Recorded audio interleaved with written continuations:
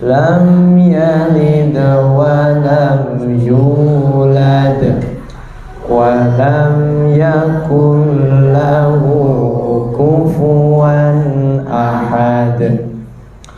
Bismillahirrahmanirrahim.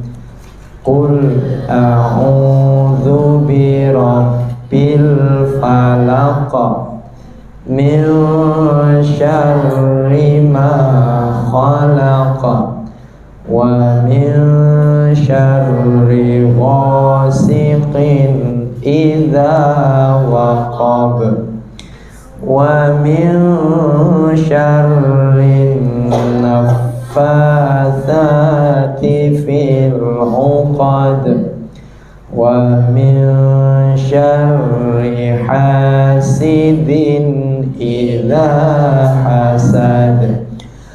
Bismillahirrahmanirrahim. Qul a'udzu birabbin nas, malikin nas, ilahin nas, min syarril waswasil khannas alladzi yuwaswisu fi sudurin nas minal jinnati wan nas. Kita baca doa awal majelis. Bismillahirrahmanirrahim. Raditu billahi rabba wa bil islami dina wa bi muhammadin nabiyyan wa rasula. Rabbi zidni ilma warzuqni fahma waj'alni minas salihin. Amin ya rabbal alamin. Teman-teman semua, tahukah kita doa yang kita baca di setiap kita memulai majelis itu maksudnya apa? Tadi gimana bacanya yang pertama? Rodi itu ya. Itu. Enggak, yang kalau itu bukan doa, itu pengakuan. Jadi rodi itu billah itu pengakuan. Yang baru kita baca loh.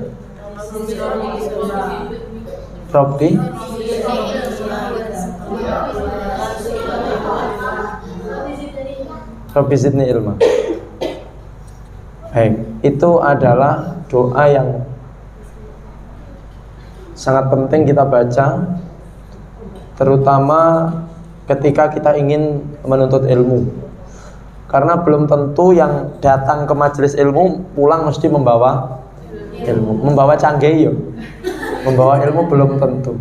Makanya kita berdoa, Rabbi zidni ilman warzuqni fahman. Apa tadi yang kita baca tadi apa? Ora, bukan. Setelah qul a'udzu birabbin nas mau apa? Oh gitu.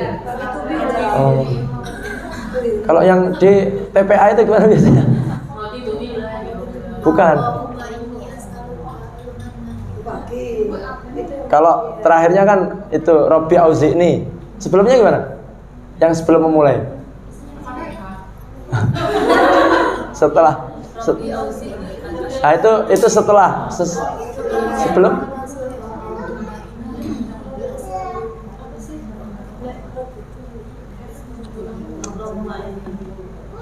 Allahumma ftah lana. Ya. Itu gimana awalnya? Allahumma ftah lana hikmataka wangsur alaina rahmataka min khazaini rahmatika bi rahmatika ya rahmat. Itu adalah doa permintaan kita agar kita dibukakan oleh Allah SWT. Baik, mari kita baca basmalah bersama-sama. Bismillahirrahmanirrahim. Semoga jerih payah panjenengan semuanya hadir ke musola ini dibalas oleh Allah dengan kebahagiaan di dunia dan akhirat. Amin ya rabbal alamin. Sebelumnya diabsen dulu. Ketua Nasihatul Isya ada? Ada. Sekretaris? Ada. Siapa nih? Bendahara siapa bendahara? Izin. Terus dakwah ada. Oh iya.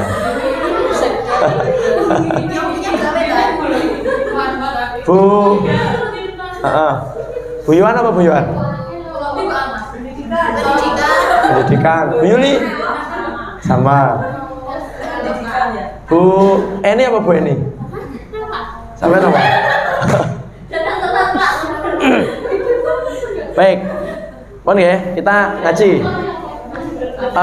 Silahkan sambil sak penae, pokoknya sak nyaman jenengan semua.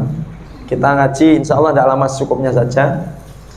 Yang penting ada aktivitas ngaji, ya, ada aktivitas ngaji agar kita senantiasa diberkahi oleh Allah Subhanahu Wa Taala.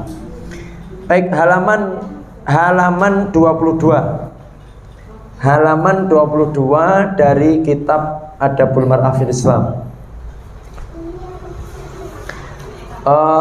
Silakan satu orang untuk membacakan. Ini mic-nya.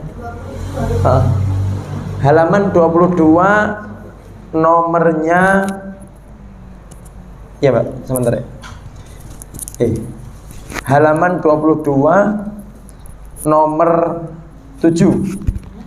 Nomor 7. Halaman 22 nomor 27. Silakan. 7 sudah? Oke, nomor 8. Nomor 8. Nomor 8, silakan.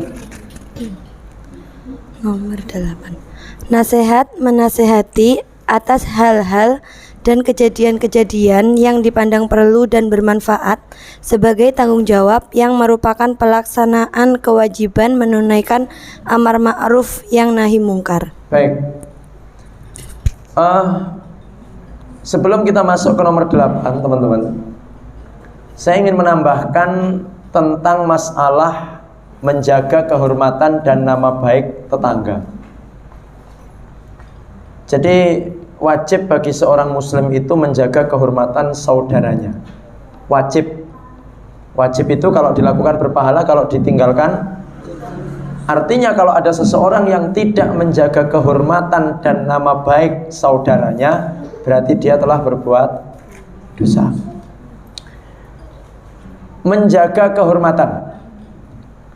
Menjaga kehormatan itu termasuk salah satunya, dan termasuk menjaga nama baik itu adalah tidak melakukan 3 hal kepada saudara kita, kepada tetangga kita. Tetangga itu tidak harus orang yang rumahnya dekat dengan kita, tapi jenengan sekarang ini sedang bertetangga dengan yang di sampingmu.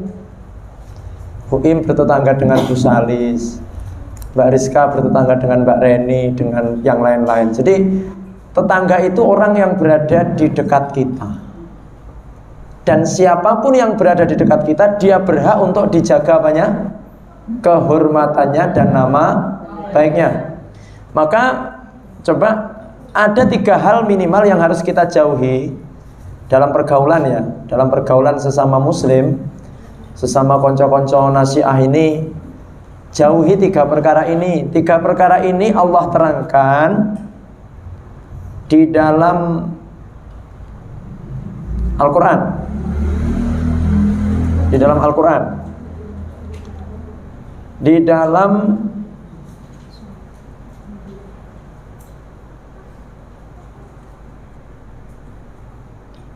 sebentar.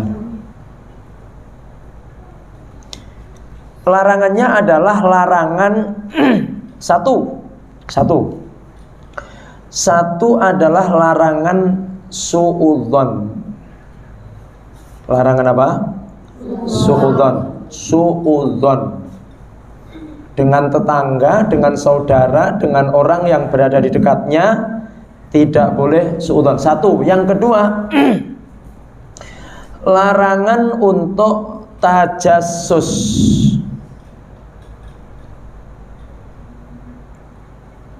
Larangan apa? Tajassus. Ya. Kemudian yang ketiga adalah larangan ghibah. Larangan apa? Ghibah. Coba satu orang saya minta untuk membacakan surat Al-Hujurat. Dapat HP aja enggak apa-apa ya? Surat Al-Hujurat ayat 12. Surat Al-Hujurat ayat 12. Monggo silakan. Siapa? Baik, surat Al-Hujurat. Surat Al-Hujurat ayat 12 ini betul-betul surat yang atau ayat yang sangat penting dalam pergaulan, dalam muamalah. Dalam bermuamalah. Sampun panggih. Sinten ingkang sampun menjumpai surat Al-Hujurat ayat 12. Atau kita baca bareng-bareng lah biar aman ya. Baik. Biar aman kita baca bareng-bareng. Sampun, sudah ketemu semuanya? Ibu-ibu? Surat Al-Hujurat ayat 12. Sampun? Baik. Kami bacakan, saya bacakan panjenengan mengikuti nggih? Panjenengan mengikuti. A'udzu billahi minasy syaithanir rajim. Keduren ya nadane. A'udzu billahi minasy syaithanir rajim. Monggo. A'udzu billahi minasy syaithanir rajim. Ya ayyuhalladzina amanu ijtanibu katsiran minadh-dhann. Ya ayyuhalladzina amanu ijtanibu katsiran minadh-dhann. Jadi dhon itu dibaca panjang dhon karena dia syiddah di belakang. Dhon seperti ketika panjenengan membaca surat Al-Lahab itu juga karena ada syiddah di belakang maka dibaca berat. Tabbat yada abi lahabi wa tab. Loh, ojo kesusu. Ojo kesusu wa tab tapi wa tab. Jadi up-nya itu agak ditahan. Watab. Loh, kalau saya baca watab itu nanti pertanggungjawabannya berat di hari kiamat. Nanti kita akan ditanya, "Kenapa kamu membaca watab?" Lah mboten ngertos, nyapa ra sinau. Jadi perkara kecil remeh itu nanti bisa menjadi besar di hari kiamat. Gara-gara salah maca iso dadi perkara. Makanya nek sampean wedi maca sing dawa kulhu. Kulhu yang jenengan apa ya? Jenengan setorne kepada guru, pastikan bahwa yang jenengan baca betul pakai untuk sholat. Mamanya di sini siapa yang ahli qiraat? Bu Ana. Mama, jadi aku rungokno lek aku maca iki wis bener, Bro. Kalau bener pakai untuk sholat. Kalau kata guru itu benar, maka pakai untuk sholat. Jangan menganggap enteng masalah bacaan sholat. Iki iso dadi perkara abot iki. Baik, paham nggih? Paham. Nanti langsung berguru ke suaminya masing-masing. Kau nyemak. Baik. Inna ba'dadh-dhanni itsm. Ya. 1, 2, 3.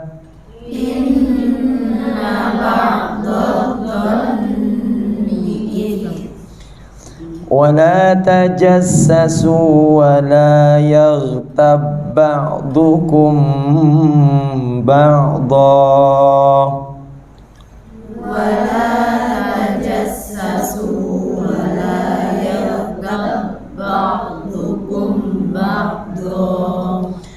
أيحب أحدكم أن يأكل لحم أخيه ميتا فكرهتموه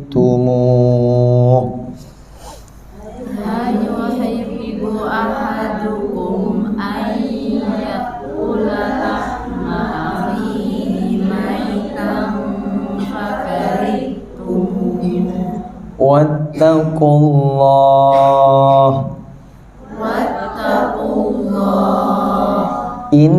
Innallaha tawwabur rahim.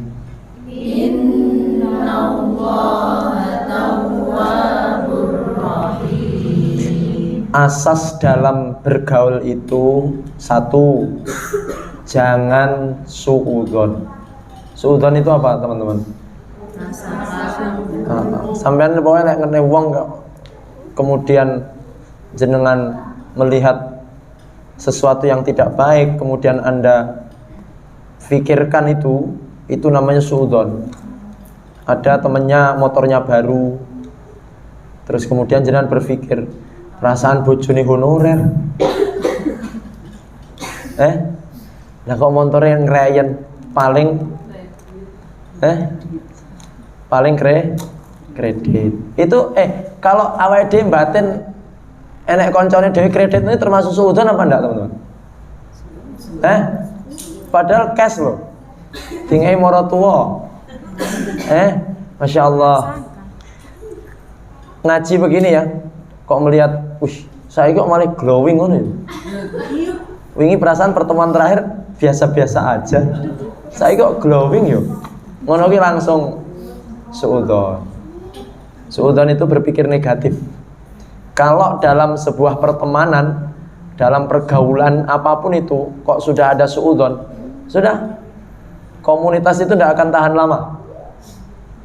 Nenggone nasihatul aisyah iki kalau sesama pengurus podo suudzon, anggotanya suudzon yang ketuane, masa dadi ketua malah sugih.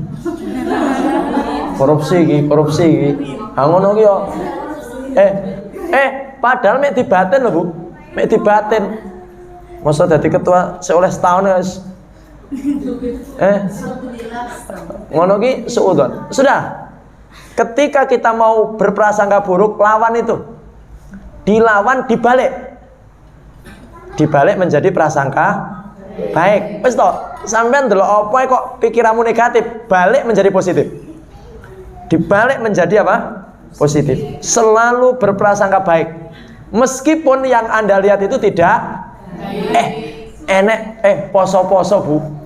Poso-poso sampean lewat nang ngarepe warung. Kok enek nom-noman rokokan karo ngopi. Apa sih kok pikir? Itu suudzon namanya. Harus dibalik. Oh, ini mungkin kena stroke dia. Kalau sakit kan boleh membatalkan puasa kan? Musafir atau non muslim lah ya. Ngono lho, Bu. Jadi wis to, pokoknya pikiran negatif itu akan bikin Anda cepat tua. Iki sing ketok-ketok ndang tuwek iki pikirannya negatif terus iki. Insyaallah. Orang yang berpikiran positif itu insyaallah dia awet muda karena pikirannya enteng. Pikirannya ringan, enteng. Yang kedua, itu salah satu termasuk kunci kebahagiaan. Husnudzon itu kunci apa? Kebahagiaan. Terus pokoknya melihat apapun lihat dengan pandangan positif. Pernah ada cerita gini, Bu. Nabi Isa alaihissalam, jenengan tepang kali Nabi Isa. Nabi Isa itu pernah satu ketika menangkap pencuri. Nabi Isa menangkap apa? Pencuri. Ditangkap itu pencuri. Kemudian ditanya sama Nabi Isa alaihissalam, kamu mencuri ya? Kemudian si pencuri, "Woten, kula mboten nyolong." Padahal dia nyata-nyata ditangkap basah mencuri. Nabi Isa mengatakan, "Sodakta wa kadzabat ainaya." Kamu benar, yang bohong mata saya. Bayangkan, menangkap basah pencuri saja masih bisa husnudon. Lah kita ini sing dong jelas prasangka kita sudah ra karu-karuan. Ngene iki ya, Bu. Enek kancamu sing ra teko ngono kuwi kok suudoni. Sampeyan kene tingak ndi bocah kae? Ndi bocah kae? Monggo Pak Puput, alhamdulillah, monggo. Sampeyan tingak ndi iki bagian iki ora teko iki. Terus sampeyan berpikir macam-macam. Ya. Maka itu termasuk suudzon. Baik, yang pertama, larangan dalam atau asas dalam pergaulan itu satu, jangan pernah suudzon. Yang kedua apa? Yang kedua, wala tajassasu. Tajassasu itu apa sih, teman-teman? Tajassasu itu memata-matai. Apa ya lek cara media sosial apa sih? Stalking. Jangan stalking. Apa nih kok stalking suami orang? Wah, istighfar yang banyak kan? Stalking itu akun suaminya sendiri, stalking itu akun keluarga, stalking, apalagi nyestalking ini loh, teman-teman, jangan stalking artis-artis Korea ngono iki ya ndak oleh. Jangan nyestalking artis Korea, lihat suamimu malah julek malah. Tenang. Betul itu. Sampean kok bareng delok artis Korea, bareng delok suamimu. Aduh. Bagaikan sama iwal out. Kalau Anda pengen suamimu selalu ganteng, maka cukup lihat suamimu saja. Jangan lihat artis Korea. Aduh. Enggak nutut suamimu dengan artis Korea. Jangan memata-matai. Memata-matai itu mencuri-curi dengar sesuatu yang tidak berhak kita dengar. Yang ketiga, teman-teman, wala yaghtab ba'dukum ba'dha. Dalam pergaulan itu termasuk bertetangga, berorganisasi, itu jangan sampai ada ghibah di antara kita. Wes toh, pokoknya dalam organisasi ku enek ghibah, tunggu saat kehancurannya. Sing ketua ngibai anggota ngibai ketua. Nauzubillahi min dzalik. Mbak Denok kalau kedutan mripate berarti dirasani anggotamu. Saya tahu bahwa jenengan-jenengan ini ahli ghibah. Siapa sing ora katakan? Ghibah itu dosa yang berat tetapi dianggap ringan. Dianggap apa? Ringan. Boleh enggak ghibah itu, teman-teman? Ghibah itu boleh enggak? Ghibah itu haram.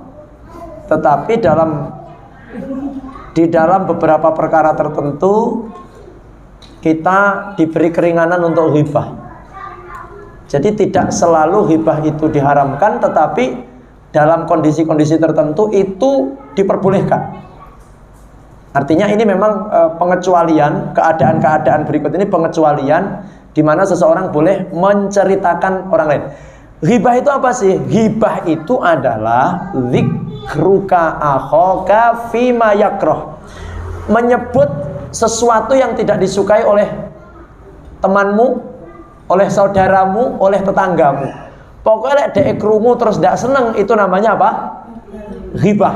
Nah, ketika Anda menyebutkan sesuatu yang tidak disenangi oleh temanmu, oleh saudaramu, oleh tetanggamu, ya, sementara yang engkau sebutkan itu tidak ada, tidak datang, wonge ora teko, ora teko, terus jenengan rasani, jenengan omongne keburukane, itu namanya apa?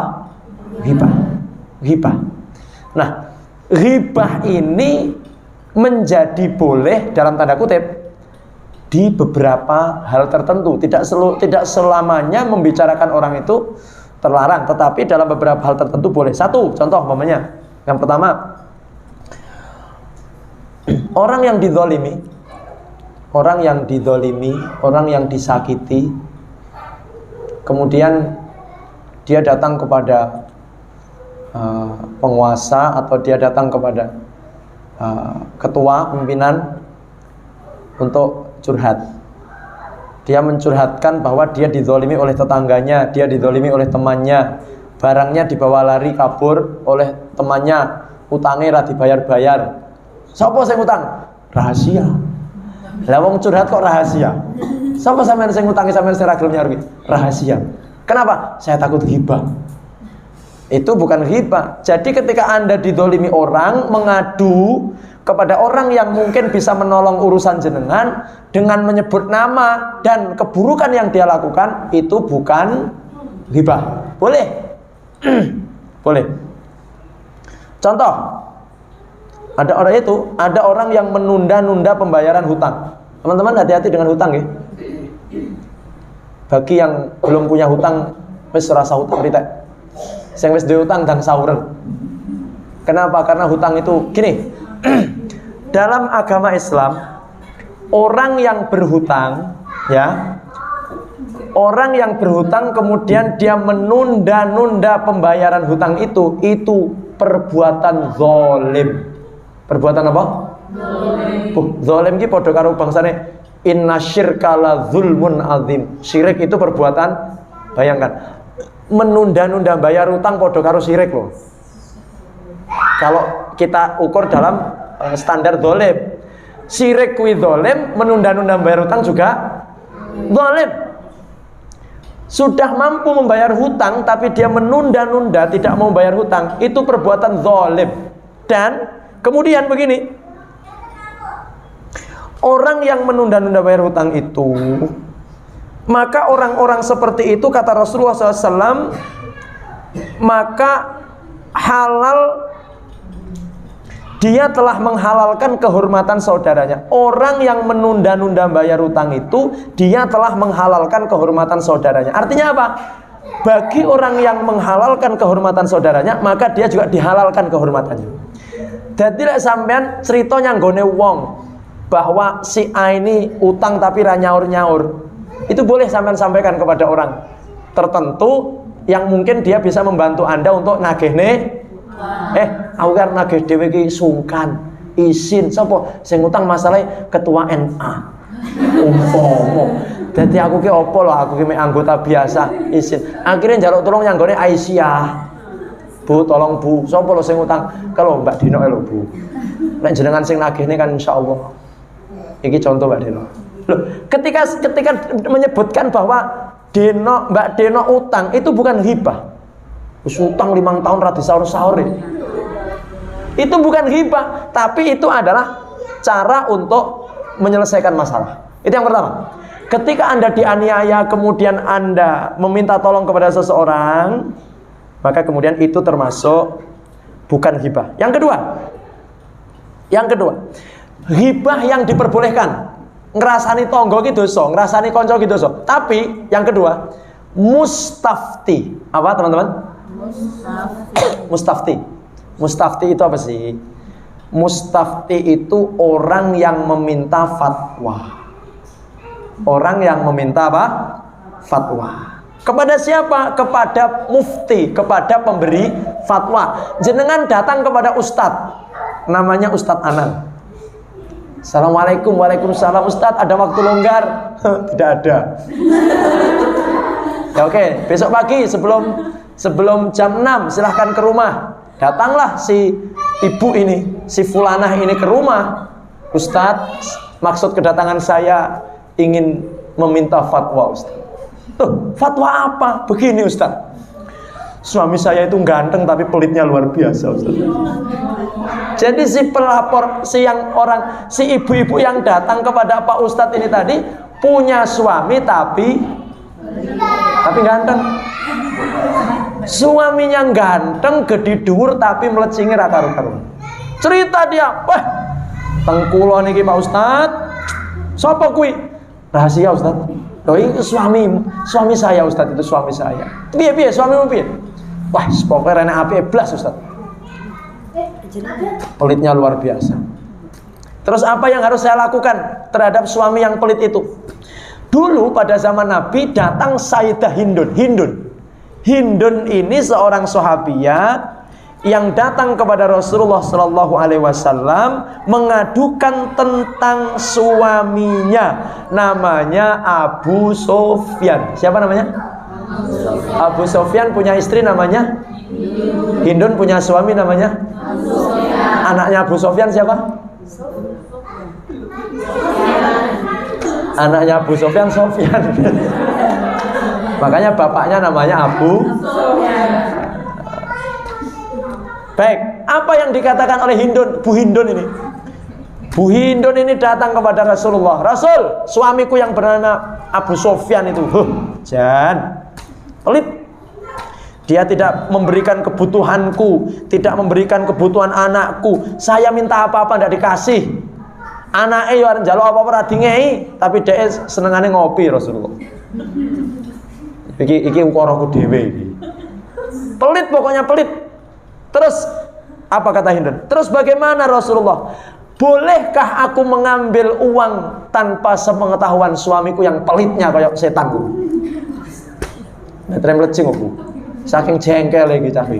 Hindun ini jengkel sampai Abu Sofyan. Pelit banget suamiku itu. Boleh nggak saya ambil? Apa kata Rasulullah SAW?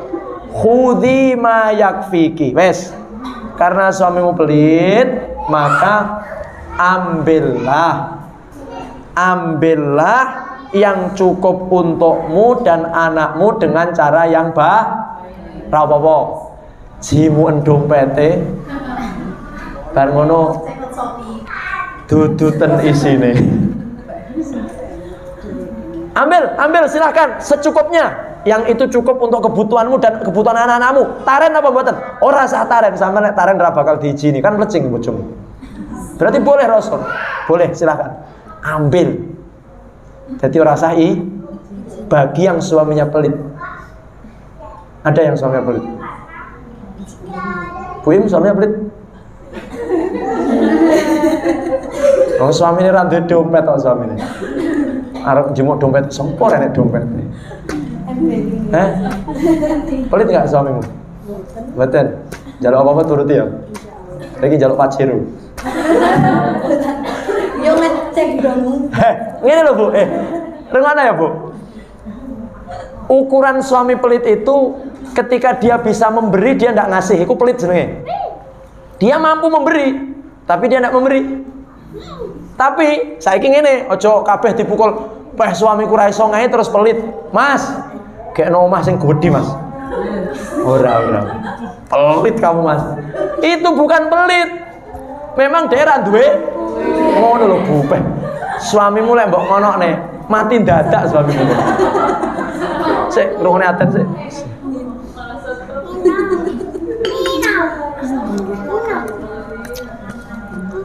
Astagfirullah. Oh silakan, itu di dahar itu. Kita nanti akan sendiri ya. Terus lanjut deh. Kita nanti akan sendiri kok. Baik. Oke. Jadi ingat ya, tahu pelit kan? Pelit itu kalau suami Anda bisa memberi, tapi dia tidak memberi. Mas, kok ya kok tukokne gelang setengah-setengah gram tuh Mas. Padahal dia mampu memberikan 5 gram. Setengah gram saja dia tidak memberikan. Itu namanya apa? Pelit. Istrinya ditokne ndak wedaan, nyanti-nyanti wedak. Ngono ki ora gelem nukokne wedak. Kuwi jenenge mlecing, Bu. Ya. Pelit itu dia mampu memberikan tapi dia tidak memberikan. Di ayatnya kan begini ya. Wa 'alal musiri qadaruhu wa 'alal muqtiri qadaruhu. Suami, tolong nanti disampaikan ke suaminya. Bagi suami yang kaya maka jangan pelit, bagi suami yang miskin jangan diminta yang melebihi kemampuan. Wis toh, intine kuwi ya. Sampeyan yang sudah punya suami, lek pengen suamimu hidup bahagia, panjang umur, sehat walafiat, ya, mintalah kepadanya sesuai kemampuan. Wis toh, insyaallah panjang umur, seger kewarasan. Tapi lek sing kok jaluk melebihi kemampuannya, deloken raswene budal dia. Loh, orang dongane, tapi ini adalah kenyataan. Anda tahu kenapa banyak suami-suami mati muda itu? Karena stres mikirnya istrinya. Iya, istrinya permintaannya terlalu melebihi kemampuannya. Nah, dan Anda tahu Bu, kenapa ada orang yang melakukan tindak pidana korupsi, dia mengambil, itu biasanya karena tuntutan dari rumah. Semoga ibu-ibu semuanya menjadi istri-istri yang qanaah. Amin ya robbal alamin. Lek pengen suamimu panjang. Lek seenek ya.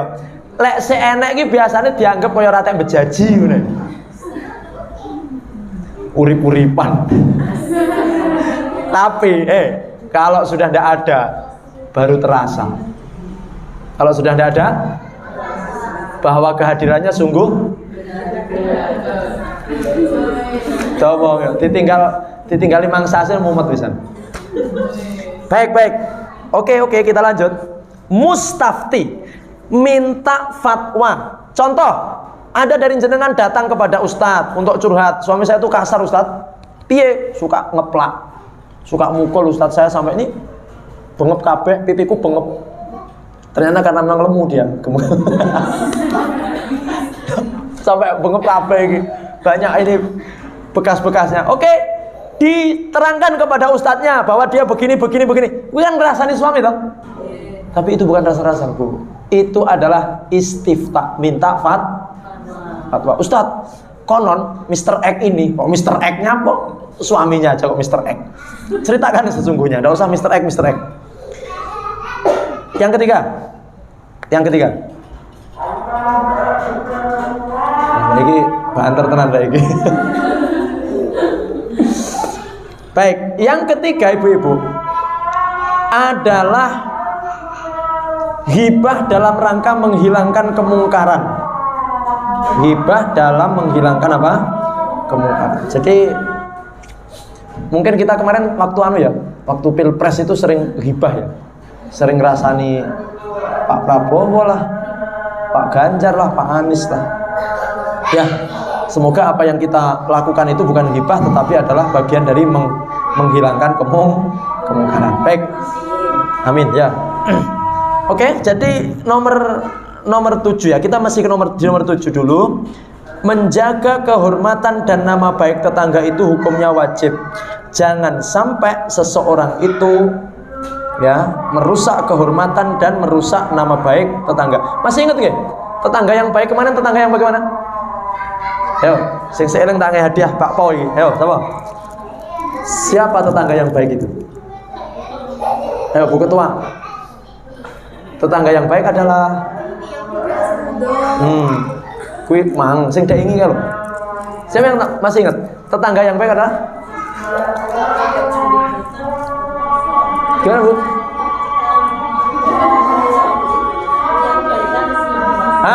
Masya Allah, barakallah. Dapat bakpao, Bu. Tetangga yang buruk apa? Apabila dia melihat keburukan pada tetangganya, maka dia apa? Dia merahasiakan. Baik, kita lanjut. Nomor 8. Coba kita baca bareng-bareng yuk. 1, 2, 3. Nasihat menasehati atas hal-hal dan kejadian-kejadian yang dipandang perlu dan bermanfaat sebagai tanggung jawab yang merupakan pelaksanaan kewajiban menunaikan amar ma'ruf nahi munkar. Baik, mana yang lebih mudah, menasehati atau dinasehati menurut jenengan? Menasehati lebih mudah daripada apa neh lek sing nasehati siapa, Bu? Suamimu, ya toh?